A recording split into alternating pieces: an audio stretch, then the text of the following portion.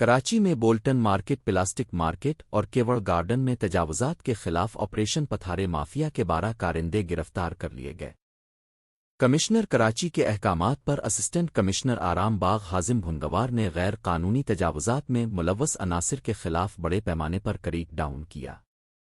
कार्रवाई के दौरान खोली गार्डन और प्लास्टिक मार्केट से 12 अफराद को गिरफ्तार कर लिया गया। असिस्टेंट कमिश्नर हाजिम भुनगवार के मुताबिक गिरफ्तार अफराद टाउन इंतज़ामिया के नाम पर पैसे वसूल करके गैर कानूनी तजावुज़ात करवाने में मुलव्वस थे।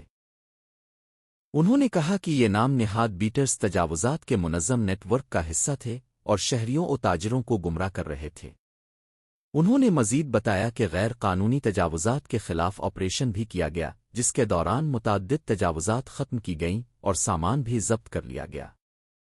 हाजिम भुनगवार का कहना था कि असल माफिया वो अनासिर हैं जो गैर कानूनी तजावुज़ात लगवाते हैं और ऐसे अफराद के खिलाफ बिला इम्तियाज़ कार्रवाई जारी रहेगी।